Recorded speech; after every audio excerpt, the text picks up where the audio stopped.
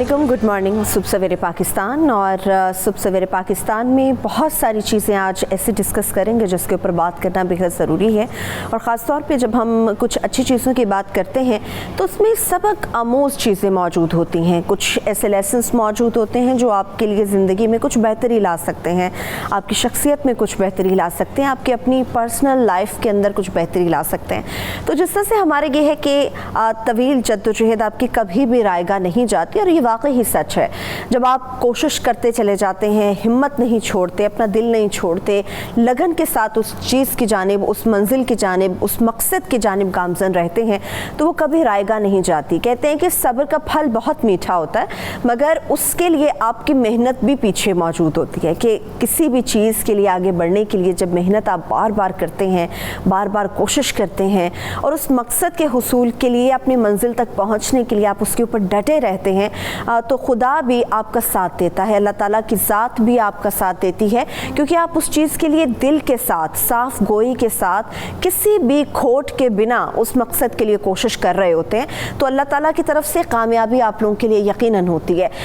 जद्दोजहद की जब हम बात करते हैं तो उसको किसी ख़ास चीज़ के साथ रिलेट नहीं हम कर सकते, क्योंकि अपनी अपनी ज़िंदगी में हम तमाम लोग किसी न किसी चीज़ के लिए कोशिश कर रहे होते हैं, जद्दोजहद कर रहे होते हैं। किसी को कुछ अपनी ज़िंदगी में बनने का मकसद हासिल होता है, किसी को किसी दूसरे के लिए कुछ करना होता है, और किसी को अपने आसपास के लोगों के लिए, अपनी ज़िंदगी को बेहतर करने के लिए बहुत कुछ करना होता है। तो वो सब चीज़ें जद्दोजहद के ज़ुमरे में आती हैं कि आप बात करते हैं, आप कोशिश करते हैं, उसकी तरफ बढ़े रहते हैं, रुकते नहीं, आपके पाँव नहीं लड़खड़ाते।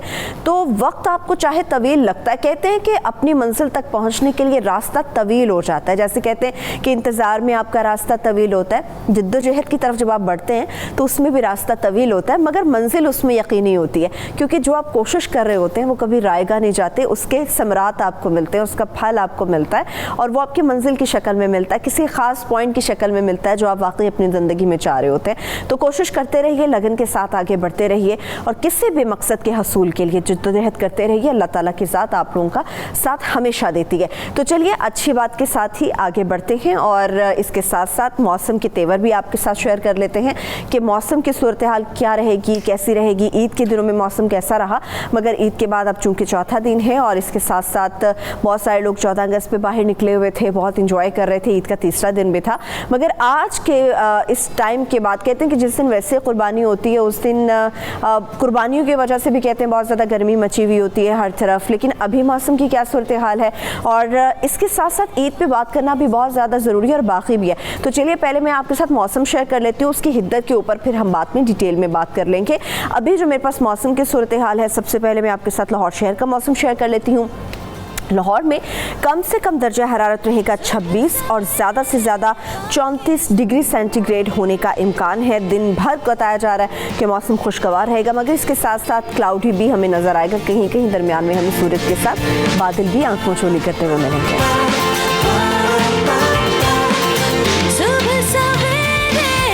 अभी आपके साथ लाहौर का मौसम शेयर करने के बाद इस्लामाबाद का मौसम आपको बता देते हैं। इस्लामाबाद में जो इस वक्त करंट सिचुएशन है, कम से कम दर्जा हरारत रहेगा 25 और ज़्यादा से ज़्यादा 34 डिग्री सेंटीग्रेड होने का इम्कान है, और लकीली अल्लाह ताला की तरफ से बारिश का नुज़ूल भी हो सकता है इस्लामाबाद शहर के ऊपर।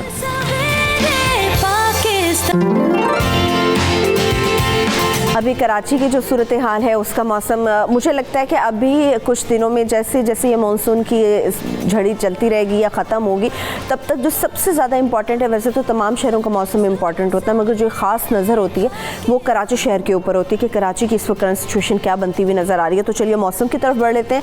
कराची में कम से कम दर्जा हरारत रहेगा 27 और ज़्यादा से ज़्यादा 30 डिग्री सेंटीग्रेड होने का इम्कान है, और खुदा का शुक्र है कि बारिश की कोई ऐसी पेशन गोई नहीं है। मौसम कदरे बेहतर रहेगा, बादलों की और सूरज की आंख मचोली होगी, मगर बारिश के हवाले से कोई ऐसी अपडेट नजर नहीं आ रही।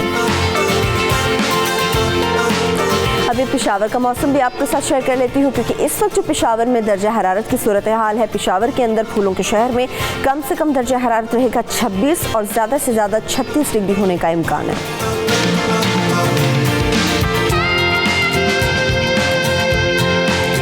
बादल बरसने का इम्कान भी है और कहा जा रहा है कि पेशावर के अंदर मौसम भी अच्छा रहेगा, ठंडा रहेगा, लोगों के लिए ज़्यादा आसानी पैदा होगी। मगर इस वक्त जो कोयटा शहर की सूरत हाल है वहाँ पर हमें जो दर्जा हरारत नज़र आ रहा है वहाँ पर कम से कम दर्जा हरारत रहेगा 19 और मैक्सिमम 35 डिग्री होने का इम्कान है। यहाँ भी मौसम कदरे गर्म रहेगा।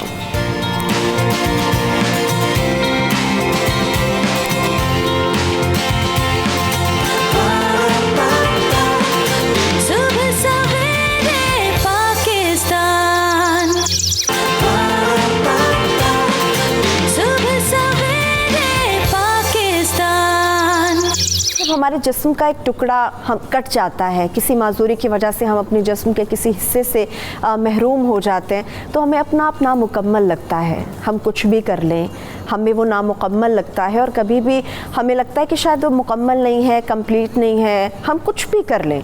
इसी तरह से आज़ाद कश्मीर है।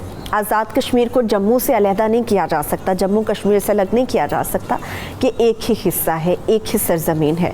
और जिसको आर्टिकल 370 की आड़ में इंडिया ने ज़बरदस्ती जम्मू कश्मीर की इनफरादी हैसियत को ख़त्म किया, अपने साथ मिला लिया है। तो जब हमारे जिस्म का एक हिस्सा नहीं मौजूद होता तो हम जिस तरह से इनकम्प्लीट होते हैं, इसी तरह से इसके आज़ाद कश्मीर के इसकी खूबसूरती के रंग उस वक्त तक मुकम्मल नहीं हो सकते जब तक कि जम्मू कश्मीर आज़ाद नहीं हो जाता, जब तक कि जम्मू कश्मीर की इनफरादी हैसियत दोबारा से बहाल नहीं हो जाती, तब तक ये कलर इसी तरह से रहेंगे, हमें कोई रंग नज़र नहीं आएगा।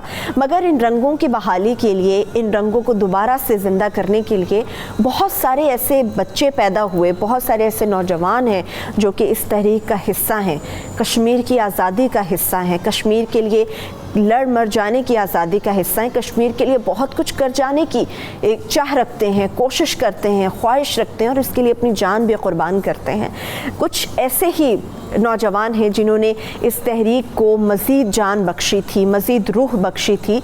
और उन नौजवानों की जब हम बात करते हैं जिनकी वजह से कश्मीर की इस तहरीक में मज़ीद ज़ोर पड़ा, मज़ीद जान पड़ी, उसमें एक बहुत ही प्यारा नौजवान बुरहान वानी, जिसको हम चाह के भी नहीं भुला सकते। कश्मीरियों का सिर्फ वो हीरो नहीं है, वो हीरो हर उस शख्स का है जो उसकी जद्दोजहद की बात करता है। वो बुरहान वानी एक ऐसा नौजवान है जो पाकिस्तानी कौम का भी हीरो है, ना सिर्फ कश्मीरियों का बल्कि पूरी पाकिस्तानी कौम को भी उसके ऊपर फ़ख्र है कि कश्मीर के लिए उसने अपनी जान निछावर की और उसी की जान ने, उसी के खून ने इस तहरीक के अंदर एक मज़ीद नई ताज़ा रूह बख्श दी। बुरहान वानी की शख्सियत, उसके किरदार और उसकी काविशों से मुतालिक हमारे साथ बात करने के लिए सीनियर तज़कियाकार और यहाँ मकबूल जान साहब मौजूद हैं। और ये सब मैं आपको वेलकम करूंगी हमारे सुबह सवेरे पाकिस्तान में। और जैसा जब हम बात करते हैं कश्मीर की आज़ादी के हवाले से और हालिया जो सूरत हाल इस वक्त कश्मीर में चल रही है, मगर इस कश्मीर के अंदर जो सूरत हाल बन पड़ी है, जो चीज़ें हमें नज़र आती हैं, उसमें एक नई रूप फूंकने वाला वो 22 साल नौजवान बुरहान वानी था। बुरहान वानी की कोशिशें, काविशें और फिर इस तहरीक को जान जिस तरह से उन्होंने दी, उसके ऊपर आप क्या कहेंगे? देखिए, पहली बात तो ये है कि बुरहान वानी ने गुज़श्ता तकरीबन जो 80 की दिहाई में यानी 85 के बाद से ये सारे का सारा मामला शुरू हुआ है, उसके अंदर उसने एक नई रूप फूंकी। इसलिए रूप फूंकी थी कि उसने उस एहतजाज के मामले को बाकायदा एक मुसल्लह जद्दोजहद के अंदर बदला। सबसे पहली बात तो ये थी कि उसने एक पोस्टर बॉय के तौर पे इंटरनेट का, सोशल मीडिया का इस्तेमाल किया। अब उसके बाद अपने चंद नौजवानों को साथ लेके आगे बढ़ा और उसने कहा कि हम बुनियादी तौर पर किस मकसद के लिए लड़े। आप देखिए, उसका जो वालिद का इंटरव्यू है, जिस वक्त वो वहाँ से गायब था और घर में नहीं होता था और उसके पीछे भारतीय फौज खड़ी थी, तो उन्होंने कहा कि आपको अपना बेटा याद आता है? तो उन्होंने कहा कि नहीं, मैंने तो इसलिए ज़ाहिर बात है हमें याद तो आता है, लेकिन हमें जो कुरान में हमने पढ़ा है कि पहले अल्लाह फिर बेटा है, पहले कुरान है फिर बेटा है, पहले मोहम्मद रसूलुल्लाह सल्लल्लाहु अलैहि वसल्लम है फिर बेटा है। तो ये जो कैफियत है, ये जो रूह उसने फूकी है और ये जो उसने जिहाद का एक तस्वर किया है, ये तस्वर इससे पहले इतना जागुज़ीर नहीं था। कश्मीर की सारी जो मूवमेंट थी एक वतनीयत की मूवमेंट समझी जा रही थी कि जैसे कश्मीर को आज़ाद करना है, बल्कि करना है और उसको भारतीय तसल्लुत से आज़ाद करना है। आप अंदाजा करें कि उसके वानी के जो पैरोकार हैं उसके साथ उसका नहीं, हमने तसल्लुत से आज़ाद नहीं करना, बल्कि हमने इस खित्ते के अंदर अपनी ज़िंदगी में आने का वो मकसद जो है वो पूरा करना है कि जो इस खित्ते के अंदर शरीयत का नफाज है, अल्लाह के निज़ाम का नफाज है। यही वजह है कि लोगों ने बिला खौफ व खतर होकर उसका साथ दिया। और वादी का बच्चा इससे निकला तो कहते थे कि इसकी सज़ा और सज़ा जो है वो सिर्फ अल्लाह के यहाँ है और हम जो है वो शहादत के मंजर पे सरफराज होना अपने लिए फ़ख्र समझते हैं। ٹھیک ہے. اور یہ سب ابھی جو کرنٹ سچویشن ہے کشمیر کی تازہ ترین صورتحال کی ہم بات کرتے ہیں. ایک برہان وانی سامنے آیا اور بھارتیوں کی نیندیں حرام ہو گئیں. ابھی جو کشمیر کی صورتحال بنتی ہوئی نظر آ رہی ہے, کتنے مزید ایسے برہان وانی ہمیں نظر آئیں گے جو بھارتیوں کی نیندیں مزید حرام کر دیں گے اور کشمیر کی انفرادی حیثیت دوبارہ سے بحال ہو سکے گی؟ دیکھیں, یہ جو پہیا ہے نا, کیا الٹ چل پڑا ہے, اور پہیا الٹ سے چلا ہے کہ یہ پورے کا پورا بھارت جو ہے یہ پوری اپنی 5000 سال کی تاریخ میں زیادہ سے زیادہ 300 سال کے لیے ایک ملک کے طور پہ رہا ہے, ورنہ یہ چھوٹی چھوٹی ریاستوں میں تقسیم ہوتا تھا. اور جب وہ بھارت بنا تھا تو بھارت کے وقت اس وقت آپ کو پتا ہے کہ 300 کے قریب ریاستیں تھیں, جن میں سے کچھ تو شامل ہو گئی تھیں, لیکن 29 ریاستیں ایسی تھیں کہ جن کے ساتھ بھارت نے ایک ایگریمنٹ کیا تھا کہ ہم تمہارے ساتھ رہیں گے اور تمہاری آزادی کو برقرار رکھیں گے. ان میں سے پہلی ریاست جو ہے وہ کشمیر انہوں نے لحاظہ کیا. اس کے بعد 28 ریاستیں اور موجود ہیں جن کے ساتھ 370 71 A B C D E F اس طرح کے انہوں نے معاہدے کیے ہوئے جو آئین کا حصہ ہیں. اب یہ صرف کشمیر تک رکنے والی بات نہیں ہے. اب دیکھیں, آسام ہے, سکم ہے, میزورام ہے, ناگالینڈ ہے, یہ وہ لوگ ہیں جو خطرہ محسوس کر رہے ہیں اور ان کے اندر گزشتہ تقریباً 30 سال سے آزادی کی تحریکیں چل رہی ہیں. ایسی صورتحال میں کشمیر ایک بنیادی طور پر ایک جسے کہتے ہیں سنو بال افیکٹ, ایک پتھر بنے گا جو پتھر جو ہے پورے بھارت کو لڑکاتا ہوا چلا جائے گا اور وہ حصے بخوں میں تقسیم ہو جائے گا جیسے گزشتہ تقریباً 3000 سال تک وہ رہا ہے. صحیح, بہت شکریہ آپ کا, بہت بہت شکریہ. اور یہ مقبول جان صاحب ہمارے ساتھ موجود تھے, برہان وانی, اور خاص طور جو کشمیر کے تازہ ترین صورتحال ہے وہاں پر بنتی بگڑتی صورتحال پر تفصیل سے ہمارے ساتھ بات کی. جب ہم کشمیر کی بات کرتے ہیں, جموں کشمیر کی بات ہوتی ہے, وہاں پر تحریک کی بات ہم کرتے ہیں, تو اس کے لیے عالم اسلام کو بھی ایک ہونا پڑے گا. پاکستان سے جہاں تک بن پڑتا ہے پاکستان پوری کوشش کر رہا ہے, اور جس طرح سے کشمیر پاکستان کی شہ رگ ہے اس کو کبھی ہم اپنے آپ سے علیحدہ نہیں کر سکتے. یہ کوششیں جاری رہیں گی اور اللہ تعالیٰ نے چاہا انشاءاللہ تعالیٰ کشمیریوں کو ان کا حق ضرور مل سکے گا. کشمیر ضرور آزاد ہوگا اور کشمیر کی انفرادی حیثیت بھی اسی طرح سے جیسے پہلے موجود تھی دوبارہ سے بحال ہوگی. ابھی مجھے ایک چھوٹی سی بریک کی طرف بڑھنا ہوگا صبح سویرے پاکستان میں. جب ہم بریک سے واپس آئیں گے تو بات کریں گے 15 اگست کی. 14 اگست پہ تو ہم بات کرتے ہیں, 15 اگست کشمیریوں کے لیے نہیں پاکستان کے اندر بھی یوم سیاہ کے طور پہ منایا جاتا ہے. کس طرح سے کشمیریوں پر مظالم ڈھائے جا رہے ہیں اور بھارت کا اصل چہرہ کیسے بے نقاب کیا جائے گا, ایک چھوٹی سی بریک سے واپس آ کے اس پہ بات کریں گے. ہمارے ساتھ رہیے. جبر کے راج میں خون کی برسات میں قاتلوں نے ہزاروں بہانے کیے, اپنے تازہ لہو میں جلا کر دیے خواب بنتے رہو.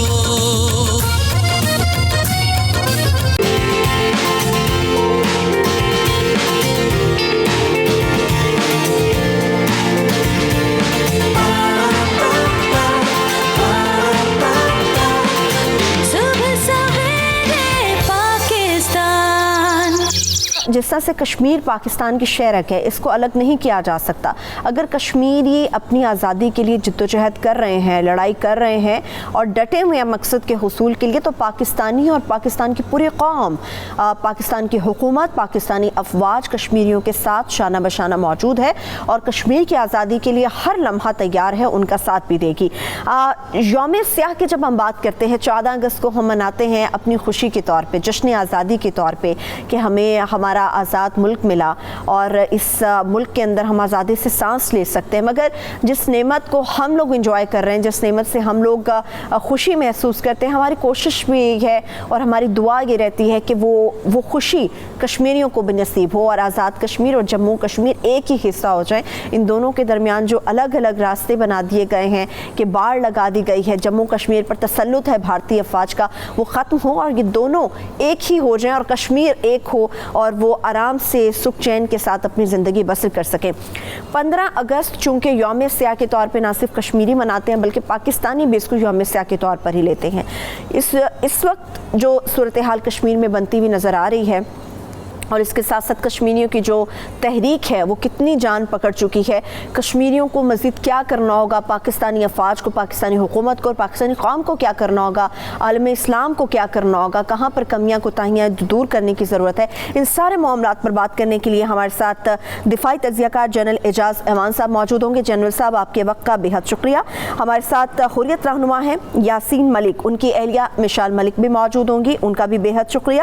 مگر اس کے ساتھ ساتھ جب ہم اپنی بات کرتے ہیں, ہم اپنے جوانوں کی بات کرتے ہیں, تو ہم اپنے نو عمر بچوں کی بھی بات کرتے ہیں جو کشمیر کے لیے وہی درد محسوس کرتے ہیں جو ہم کرتے ہیں. اس وقت میرے ساتھ اسٹوڈیوز میں ہمارے ساتھ اسوہ زینب موجود ہیں. یہ پاکستان کی 9 عمر بیٹی ہیں جو کشمیر کے اوپر اپنا اظہار خیال کریں گی. سب سے پہلے جنرل صاحب, آپ سے میں آغاز کرتی ہوں.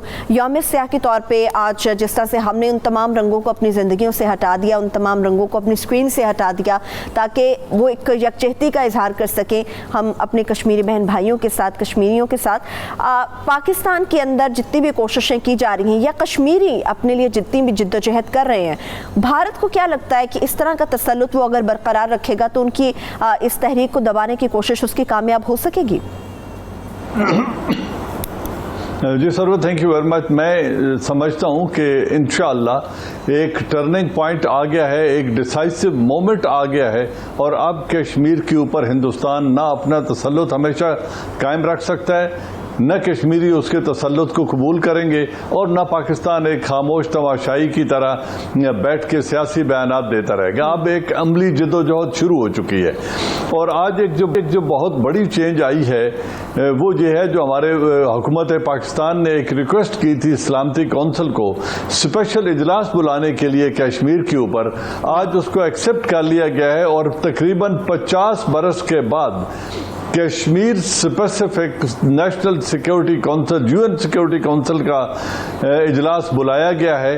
یہ میں سمجھتا ہوں ایک سی چینج ہے, ایک بہت بڑی اوپننگ اور اپرچونٹی ملی ہے کشمیر کے لوگوں کو, پاکستان کو, اور وہ ادارہ جس کا قیام ہی امن کے قیام کے لیے لایا گیا تھا, وجود میں آیا تھا, UN سیکیورٹی کونسل, ان کا بھی اب ایک امتحان ہے, اور وہ جو طاقتور ممالک ہیں ان کا ایک مورل امتحان ہے, اخلاقی جواز ہے, جس پہ انہوں نے آ کے اپنی لب کشائی کرنی ہے, بات دینی ہے, اوپینین دینے ہیں, اور یہ فیصلہ کرنا ہے کہ اب کشمیر میں ہونے والے ظلم کو کیسے روکا جائے, اور اس خطے کے تقریباً جو 1.25 ارب کی آبادی ہے 2 ممالک میں, ان لوگوں کے مقدر کو, امن کو ان کا مقدر کیسے بنایا جائے. تو یہ ایک بڑا ڈیسائسو مومنٹ ہے جہاں ہم آ گئے ہیں, اینڈ امید ہے کہ ہماری حکومت اپنی مکمل تیاری کے ساتھ اس مقدمے کو جا کر UN سیکیورٹی کونسل کے سامنے رکھے گی, اور پھر دنیا اس کا جائزہ لیتے ہوئے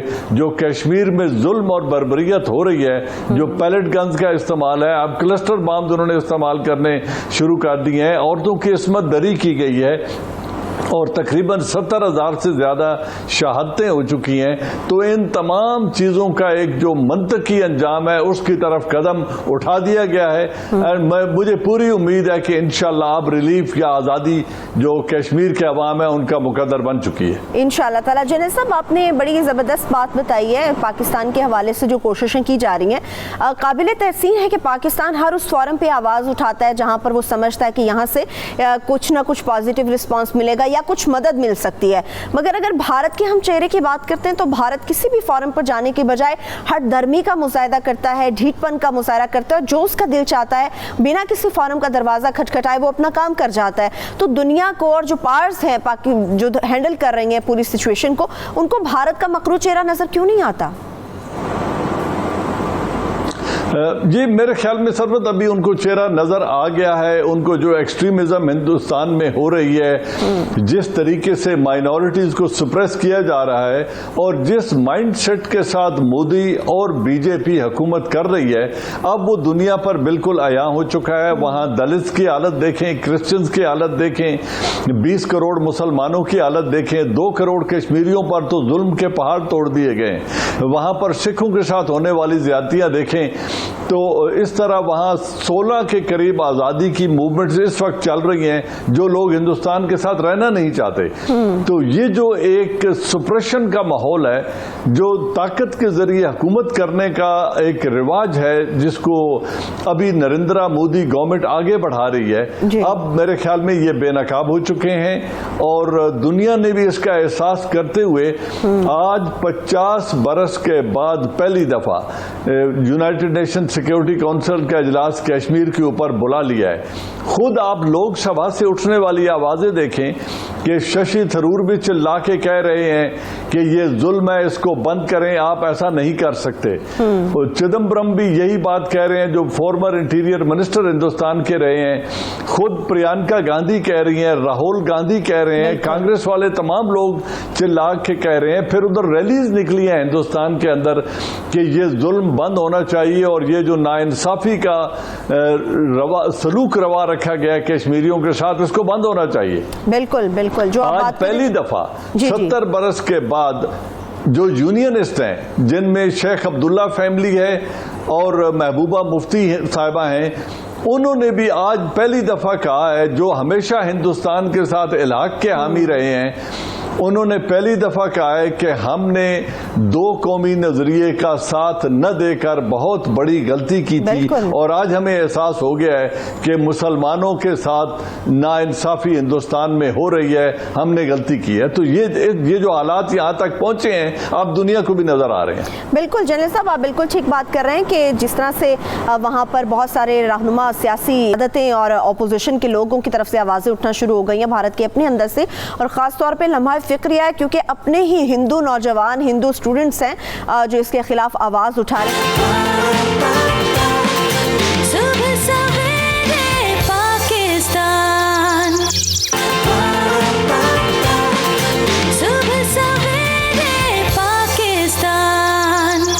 مشال ملک صاحبہ بھی ہمارے ساتھ موجود ہے. مشال ملک, ہمیں یہ بتائے گا جس طرح سے بھارت ہے, ہم تو اس کو 15 اگست کو یوم سیاہ کے طور پہ مناتے ہیں, مگر بھارت اس کو اپنا یوم آزادی کے طور پہ سیلیبریٹ کرتا ہے. جب وہ خود آزادی کی نعمت سے فائدہ اٹھا رہا ہے, آزادی سے سانس لے رہا ہے, تو کشمیریوں کے اوپر آزادی کیوں بند کر رہا ہے؟ یہ بھارت کا دوگلا پن دنیا کو نظر کیوں نہیں آ رہا؟ ایک ایسی قوم کو آزادی سیلیبریٹ کرنے کا جس نے پوری ایک قوم کا حق خود ارادیت, آزادی کا, آئیڈینٹی کا حق چھینا ہو. تو یہ اقدام جو پاکستان نے کیا ہے ہم اس کو ویلکم کرتے ہیں, کشمیری قوم بھی ویلکم کرتی ہے, اور ہمارا تو ہر دن ہی بلیک ڈے ہے اگینسٹ. صحیح ہے. مشال ملک صاحبہ بھی ہمارے ساتھ موجود ہیں, مگر جب ہم بات کرتے ہیں پاکستان کی اور پاکستان کے جذبات کی, تو نوعمر بچے بھی اس کا حصہ ہیں. ہمارے ساتھ چونکہ اسٹوڈیو میں اسوہ زینب بھی موجود ہیں, ساتھ ساتھ اسوہ سے بھی بات کرتے ہیں. اسوہ زینب, چند مہینے پہلے آپ کا ایک پیغام تھا کہ ہم خون کا حساب خون سے نہیں چاہتے, مگر بھارت نے اور اس کی حکومت نے تو وہاں پر خون کی ہولی کھیلنا شروع کر دیا ہے. بھارت نے تو حقیقت سے آنکھیں کان سب بند کر لیے ہیں. اب اس کا نتیجہ کیا نکلے گا؟ بہت شکریہ آپ کا کہ آپ نے مجھے موقع دیا. اچھا, تو جو میرا جو موقف تھا کہ آپ امن کی بات کریں, ٹیبل پہ بیٹھ کے بات کریں, تو جو آڈینس تھی, جو انٹینڈڈ آڈینس تھی, وہ تھی ایک مہذب قوم جو دنیا میں خود کو ایک جمہوریت اور سب سے بڑی جمہوریت کہلواتی ہے اور سیکولرزم کا دعویٰ کرتی ہے, وہ قوم. لیکن ایک جابر قوم, ایک ظالم اور نازی سوچ رکھنے والی قوم, وہ اس کا اثر نہیں لے سکتی. تو اس کے نتیجے کی جب بات کرتے ہیں تو اس کا نتیجہ میرا خیال ہے وہی ہوگا جو 1965 کی جنگ کے بعد ہوا تھا. اگر انہوں نے تاریخ کو دیکھا ہوتا تو وہ کبھی یہ قدم نہ اٹھاتے. یہ ایک ایسا پوائنٹ ہے جس پہ پوری پاکستانی قوم متفق ہے, اور جب پاکستانی قوم, ایک مسلمان قوم, اس قوم, وہ قوم جو خدا کے نام پہ بنی تھی, اگر وہ متفق ہو جاتی ہے تو وہ ایک ایسی دیوار بن جاتی ہے جس پہ کوئی بھی ٹکر مارے گا تو وہ اس کا اپنا نقصان ہوگا, اس دیوار کو کوئی نقصان نہیں ہو سکتا. بالکل ٹھیک بات. اچھا مشال صاحبہ, جس طرح سے کشمیر کی صورتحال پر نہ صرف پاکستان بلکہ پوری دنیا کو تشویش ہے, اور اس وقت کشمیریوں کے, ایک تو ہمارے ساتھ شیئر کریں ان کے جذبات کیا ہیں, مگر جو آپ سب سے اہم سوال اٹھایا جا رہا ہے وہ ہے اس تحریک کا جو کہ کشمیریوں کی طرف سے زور و شور سے جاری تھی. اگر تو کرفیو اٹھ جاتا ہے کشمیر سے, تو کیا تحریک آزادی پہلے سے زیادہ زور و شور سے ہمیں اٹھتی ہوئی نظر آئے گی, یا آپ کو لگتا ہے کہ کہیں نہ کہیں معاملات ہمیں تھوڑے نیچے دبتے ہوئے نظر آئیں گے؟ خون میں تو ڈیفینیٹلی زیادہ خون معصوم ہمارے کشمیر بہن بھائیوں کا بہے گا سڑکوں کے اوپر، کیونکہ ہم خون کا آخری قطرہ بھی دیں گے مگر اپنا جو ہمارا جو اونرشپ کا رائٹ ہے اپنی زمین کا، جو ہماری ملکیت کا رائٹ ہے وہ تک چھین لیا ہے کہ ان کی آکوپیشن آلریڈی ہے لاکھوں کی تعداد میں۔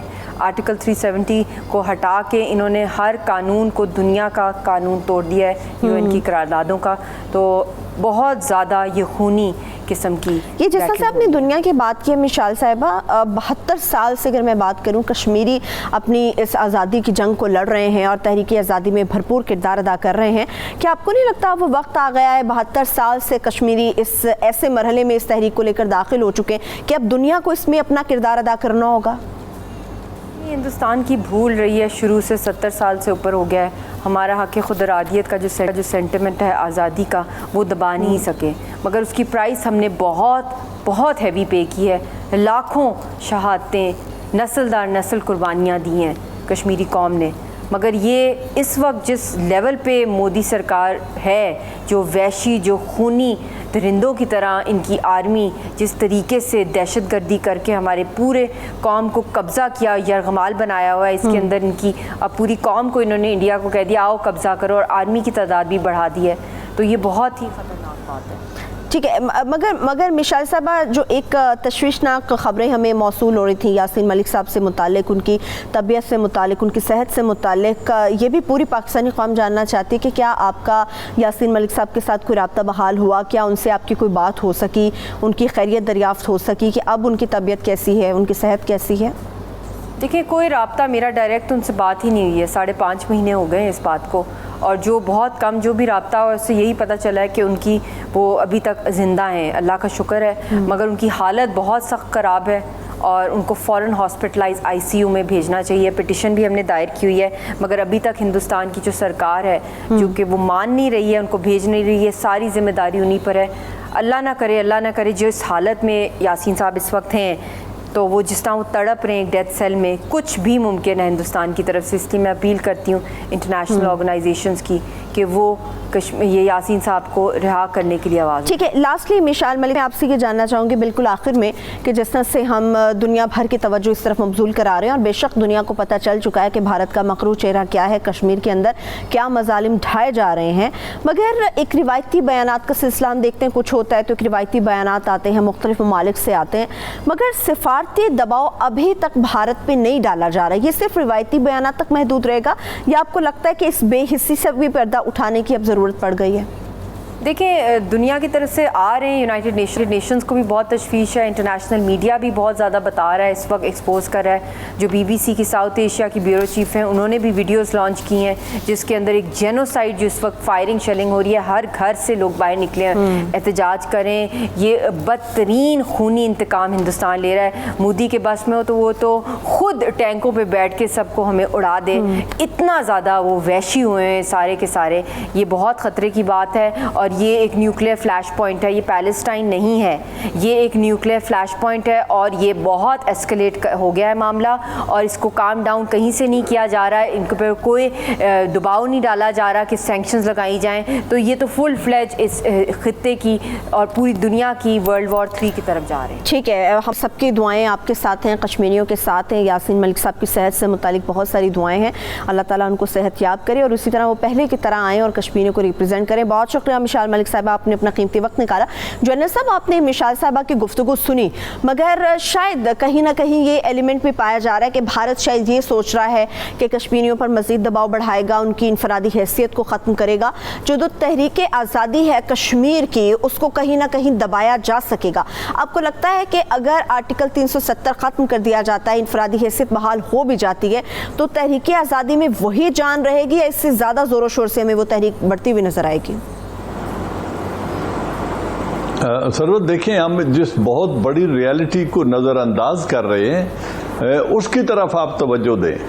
آج پہلی بات یہ ہے کہ جیسا پہلے میں نے آپ کو بتایا، 50 برس کے بعد UN سیکیورٹی کونسل نے کشمیر کے اوپر اجلاس بلا لیا ہے، جس کے 10 ممبر ہیں، 5 پرماننٹ ممبر ہیں اور 10 اس کے علاوہ ہیں، تو یہ اتنا ہی بڑی جو سفارتی کامیابی ہے، یہ بیانات سے نہیں ملی، یہ عملی اقدامات سے ملی ہے۔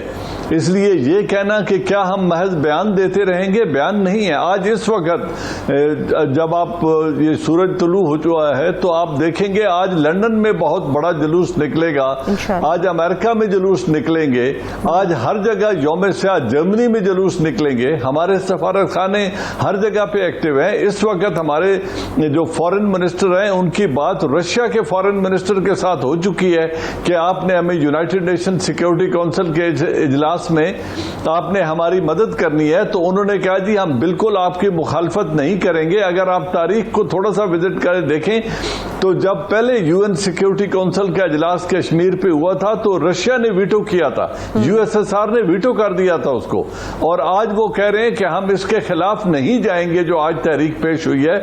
تو یہ آپ ہماری جو سفارتی کوششیں ہیں، جو ہماری ڈپلومیسی ہے، آج اس کی بہت بڑی ایک لینڈ مارک کامیابی ہے کہ ہم 50 برس کے بعد کشمیر اسپیسیفک اجلاس بلانے میں کامیاب ہو گئے ہیں.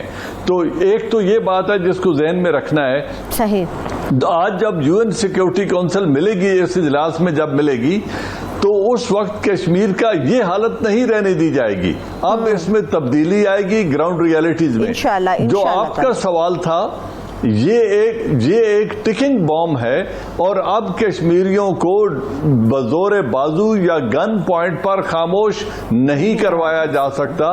جیسا آپ نے اپنے انٹرو میں کہا تھا، برہان وانی نے اس میں ایک نئی روح پھونک دی ہے، اور اب قربانیاں جس سطح پہ پہنچ چکی ہیں وہاں سے اس کا پیچھے ہٹنا ریورسل ناممکن ہے. اب یہ ٹکنگ بام ہے، جس دن کرفیو اٹھے گا یہ حالات ہندوستان کے لیے بے قابو ہو جائیں گے. انشاءاللہ تعالیٰ پوری قوم کی دعائیں، اور انشاءاللہ یہ کرفیو ضرور اٹھے گا اور تحریک آزادی اس سے بھی کہیں زیادہ زور و شور سے آگے بڑھتی ہوئی نظر آئے گی.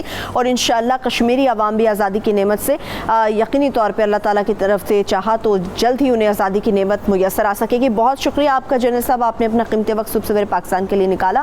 مگر چونکہ ہمارے ساتھ یہ ننھی بچی بھی بیٹھی ہوئی عثمہ زینب، عثمہ بالاکوٹ کا حملہ ہوتا ہے وہ ایک ڈرامہ ہوتا ہے، اس کے بعد ان کا پائلٹ ابھینندن اریسٹ کر لیا جاتا ہے، اس کو چھوڑ بھی دیا جاتا ہے.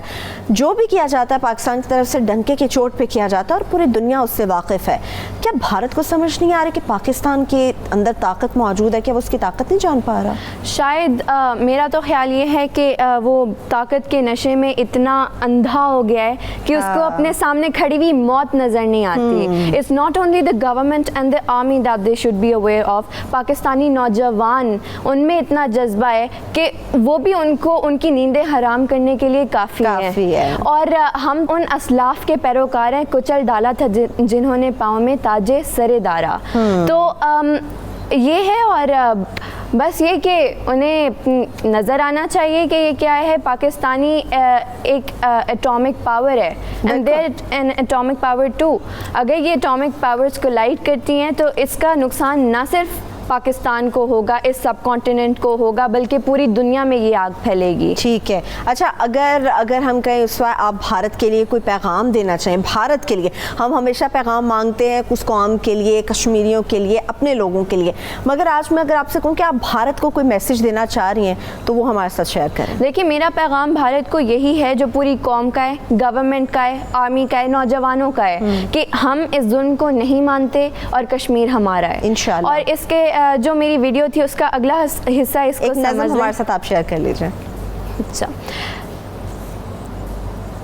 کل بھی ہم یہی سمجھتے تھے اور آج بھی ہماری سوچ یہی ہے کہ خون اپنا ہو یا پرایا ہو، نسل آدم کا خون ہے آخر. جنگ مشرق میں ہو کہ مغرب میں، امن عالم کا خون ہے آخر. اس لیے اے شریف انسانوں، جنگ ٹلتی رہے تو بہتر ہے. آپ اور ہم سبھی کے آنگن میں شمع جلتی رہے تو بہتر ہے. لیکن تم نے اس امن کی شمع کو بجھانے کی ٹھان لی ہے. تیرا کشمیر پہ مسلط ہونے کا نہ کوئی جواز نہ کوئی قانون ہے. تیرے اپنے ہی آئین میں اس طرح کا جبر حق خود ارادیت کا خون ہے. دراصل تیرے سر پہ سوار آج پھر جنگی جنون ہے.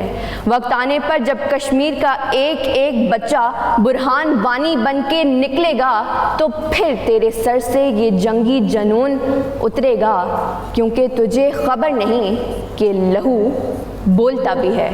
नाम नेहाद और झूठी जमहूरियत के राग अलापने वाले, ज़रा कश्मीर से उठने वाली आहो बुका पे कान धर और सुन कि जमहूर की असल आवाज़ क्या है। बेशक, बहुत ही खूबसूरत। जब हमारे मुल्क के इन छोटे बच्चों का ये जज्बा होगा तो सोचिए हमारे जवानों का, हमारी अफवाज का, हमारी हुकूमत का, इस सरजमीन का क्या जज्बा होगा। बहुत खूबसूरत बताया कि जंग टलती रहे तो बेहतर है, अमन की शम्मा जलती रहे तो बेहतर है। उस पर ज़ैनब आपका भी बेहद शुक्रिया। सुबह सवेरे पाकिस्तान में एक ब्रेक की तरफ बढ़ते हैं, ब्रेक से वापस आएंगे तो बात करेंगे उस मकसद के हुसूल के लिए जिसके लिए सबका डटे रहना बेहद ज़रूरी है।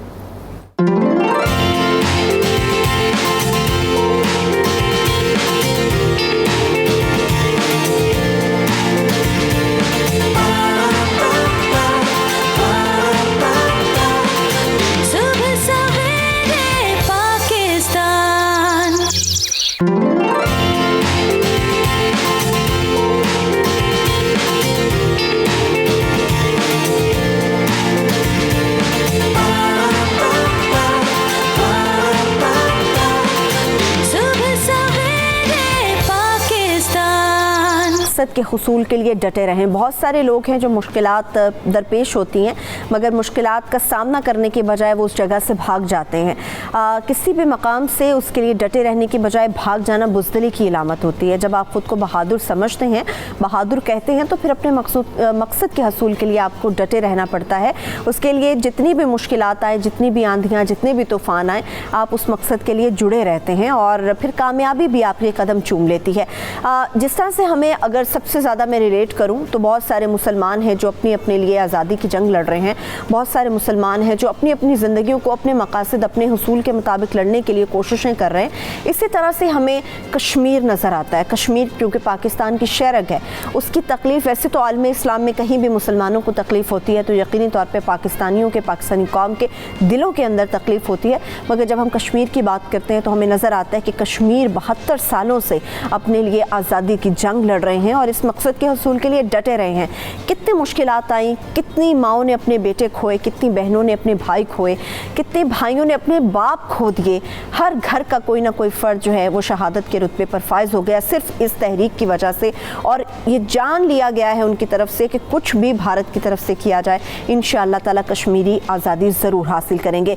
बहुत सारे मसाइल हैं, बहुत सारी ऐसी चीज़ें हैं और मकसद के हसूल हैं, उसके ऊपर बात करेंगे। हमारे साथ बड़े ही काबिल एहतराम हमारे तमाम मुअज़्ज़ज़ मेहमान मौजूद हैं। सबसे पहले मैं तारुफ करा दूं, हमारे लिए बड़े काबिल एहतराम, बड़े काबिल इज़्ज़त हैं, माइंड साइंस एक्सपर्ट हैं डॉक्टर मुईज़ साहब। वो हमारे साथ मौजूद हैं। डॉक्टर साहब आपको वेलकम करेंगे, बहुत बहुत शुक्रिया। हमारे साथ स्टूडियोज़ में हमारे जो गेस्ट मौजूद हैं उसमें हमारे साथ मोटिवेशनल स्पीकर है अली अब्बास साहब, thank you so much Ali, आप यहाँ पर तशरीफ़ लेकर आए। और इस्लामिक स्कॉलर हैं एनुल हक बगदादी साहब, आपका भी बेहद शुक्रिया, आप यहाँ पर तशरीफ़ लेकर आए।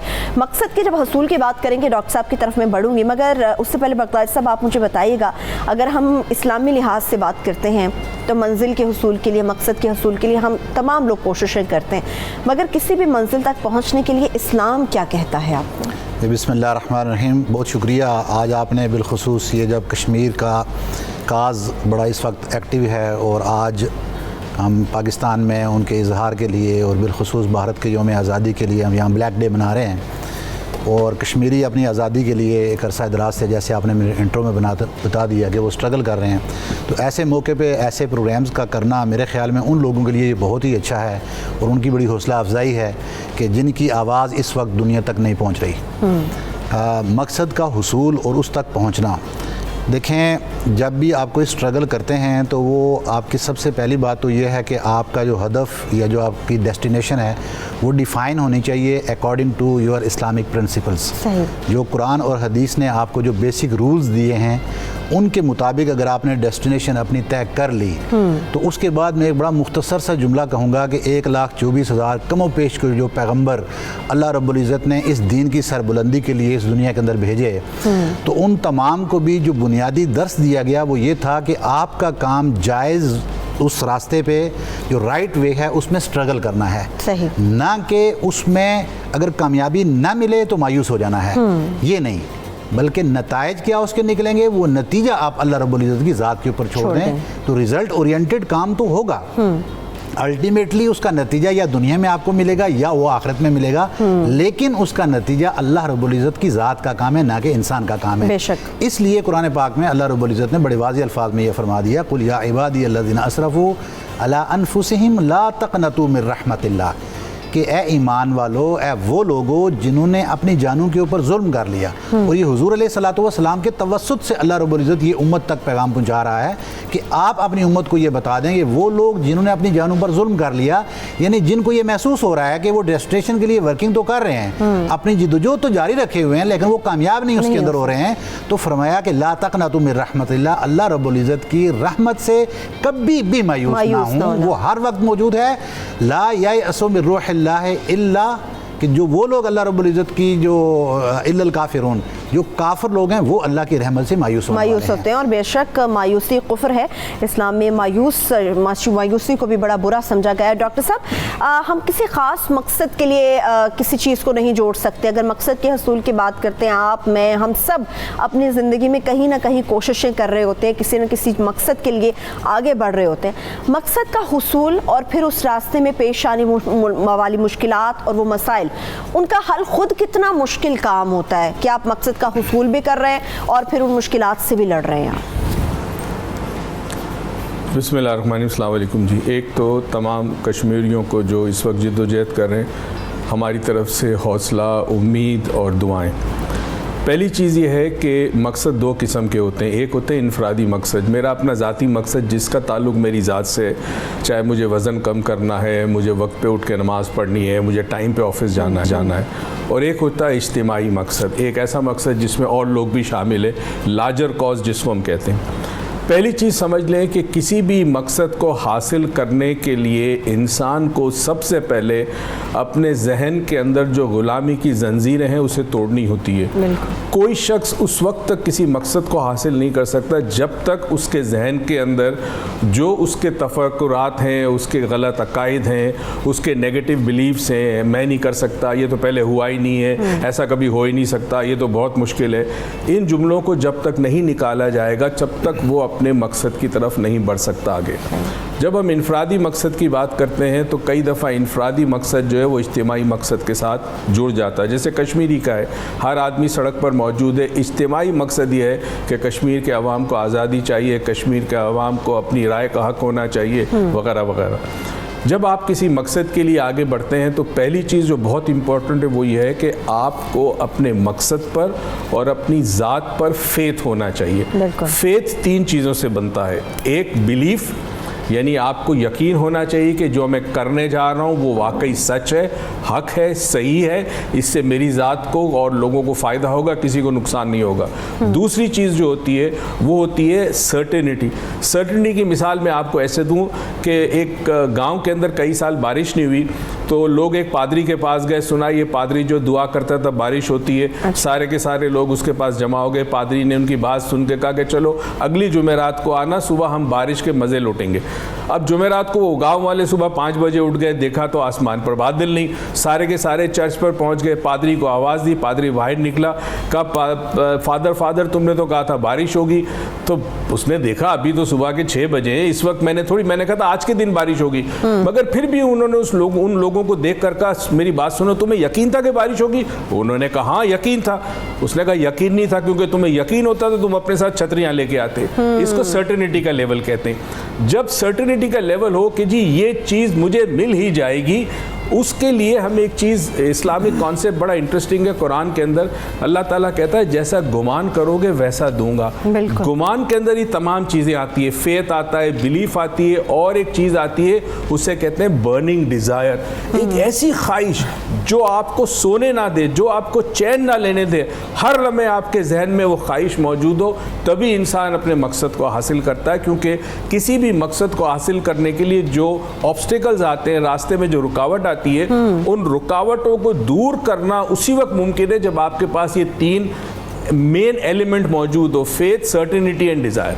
صحیح ڈاکٹر صاحب نے یہ 3 چیزیں جو علی عباس صاحب آپ نے سنا ڈاکٹر صاحب نے بتائی ہیں, یقینی طور پہ ہم اپنے مقصد کی طرف جب بڑھتے ہیں تو یہ تینوں چیزوں کا ہمیں سامنا کرنا پڑتا ہے, ان کو کراس کرنا پڑتا ہے. بہت سارے نوجوان کہتے ہیں کہ ہم اپنے مقصد کے حصول کے لیے بڑی کوششیں کرتے ہیں, بڑی کاوشیں کرتے ہیں اور دن رات ایک کر دیتے ہیں. جیسے ہم نے انفرادی طور پہ کوئی مقصد ہے اپنا یا اجتماعی طور پہ مقصد ہے تو اس میں سب کی کاوشیں ہوتی ہیں, انفرادی میں ہم خود اپنے آپ سے لڑ کے اس مقصد کا حصول حاصل کر رہے ہوتے ہیں, مگر جو راستے میں مشکلات آتی ہیں ان کا مقابلہ بڑے کم ایسے نوجوان ہیں انفرادی حیثیت کی اگر میں بات کروں تو وہ ان کا مقابلہ نہیں کرتے.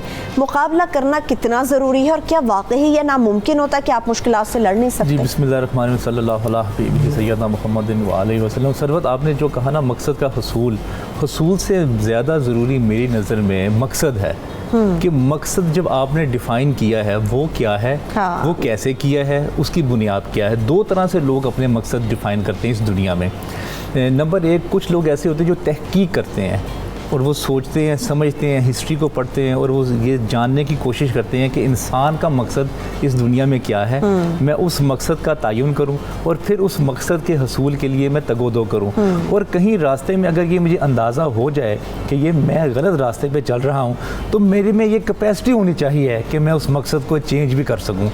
دوسری طرح کے جو لوگ ہیں وہ یہ ہیں جو کسی سیاسی لیڈر کی تقریریں سن کے, مذہبی اسکالرس کی تقریریں سن کے یا کسی نہ کسی موٹیویشن ٹرینر سے انسپائر ہو کے اپنا ذہن اس طرف لگاتے ہیں اور بغیر سوچے سمجھے اپنے مقصد کا تعین کرتے ہیں. لیٹ سپوز اگر ہم نے رشیا جانا ہو اور اگر ہمارا منہ جو ہے وہ اگر آسٹریلیا کی طرف چل پڑے تو آپ غور کریں ان دونوں کاموں میں اگر آپ آسٹریلیا کی طرف چل پڑیں تو آپ کی انرجی بھی لگ رہی ہے, آپ کے ریسورسز بھی لگ رہے ہیں اور آپ کا ٹائم بھی لگ رہا ہے. یہ تینوں چیزیں لگ رہی ہیں لیکن اصل میں ہو کیا رہا ہے, آپ اپنے مقصد سے دور ہوتے جا رہے ہیں. سب سے پہلے جو آپ کی ڈائریکشن ہے اس کا تعین کرنا وہ بہت بہتر ہے. میں برٹن رسل کا جملہ یہاں کوٹ کرنا چاہتا ہوں. برٹن رسل ایک دفعہ UK سے رشیا کے لیکچر دینے کے لیے لیکچر دے رہے تھے. وہ لیکچر دیتے ہوئے ایک لڑکی کھڑی ہوئی, وہ کہتی ہے برٹن جتنی بھی آپ نے ہمارے ساتھ گفتگو کی ہے کیا آپ اس پہ جان دیں گے؟ تو برٹن رسل نے بڑا تاریخی جملہ بولا, میرا دل کرتا ہے میں اس پہ قربان جو. وہ کہتا ہے میں ہرگز جان نہیں دوں گا, ہو سکتا ہے میں غلط ہی کیوں نہ ہوں. مقصد کے تعین سے بہتر ہے کہ ہر وقت جو انالیسز ہے نا اپنی ذات کا وہ کرنا بہت زیادہ ضروری ہے. پروفیسر احمد رفیق اختر صاحب فرماتے ہیں کہ جو تقلید ہے نا وہ علم کی دشمن ہے. اگر بغیر سوچے سمجھے آپ کسی کی تقلید کرتے ہیں, آپ کسی کو فالو کرنا شروع کرتے ہیں تو ایکچوئل میں آپ اپنا نقصان کر رہے ہوتے ہیں. آپ نے یہ دیکھنا ہے کہ خدا نے انسان کو کس مقصد کے لیے بنایا ہے, خدا انسان سے کیا چاہتا ہے. جیسے خدا کہتا ہے کہ میں نے انسان کو, جنوں کو عبادت کے لیے پیدا کیا. ایک روایت یہ بھی ہے کہ میں ایک چھپا ہوا خزانہ تھا, میں نے جانا کہ میں پہچانا جاؤں. جب بدھا رہتا تھا مہاراجا کا بیٹا تھا اور اس اپنی زندگی کا مقصد عیش و عشرت سمجھتا تھا. جیسے ہی وہ اپنے محل سے ایک دفعہ باہر نکل کے اس نے تنگ دستی دیکھی, اس نے تکلیف دیکھی, اس نے پین دیکھی تو وہ جنگلوں میں نکل گیا. کئی سال تک وہاں پہ ریاضت کرتا رہا, کئی سال تک وہاں پہ خدا کی تلاش کرتا رہا. پھر اس کو نروان حاصل ہوا. جیسے ہی نروان حاصل ہوا راستے سے واپس آ رہا تھا تو ایک شخص اس کو پوچھتا ہے کہ تم خدا کی تلاش میں نکلے تھے تو کیا تمہیں خدا ملا؟ تو اس نے بڑا تاریخی جملہ بولا. وہ کہتا ہے یہ سوال انڈرسٹینڈ کرنے کی تمہارے اندر کیپیسٹی نہیں ہے, لہٰذا اس دنیا میں دکھ ہے, تم بھی اس دنیا کے دکھ کم کرنے کی کوشش کرو اور میں بھی اس دنیا کے دکھ کم کرنے کی کوشش کرتا ہوں. تو میرے نزدیک زیادہ یہ امپورٹنٹ ہے کہ آپ جو مقصد آپ نے جو تعین کیا ہے اس پہ ریسرچ اینڈ ڈیولپمنٹ کتنی کی ہے. کیا آپ کے اندر کیا آپ کے اندر یہ وسعت ہے کہ اگر آپ کے پاس کوئی نیا کانسیپٹ, کوئی نئی فلسفی, کوئی نیا مقصد آ گیا ہے تو آپ نے اس کو اڈاپٹ کیا ہے. اگر آپ نے اس کو اڈاپٹ نہیں کیا اور آپ اپنے ہی مقصد کو ٹھیک سمجھ رہے ہیں تو وہ آپ کے اندر انزائٹی اور فرسٹریشن پیدا کرے گا. ٹھیک ہے, اس وقت میرے ساتھ ایک کالر.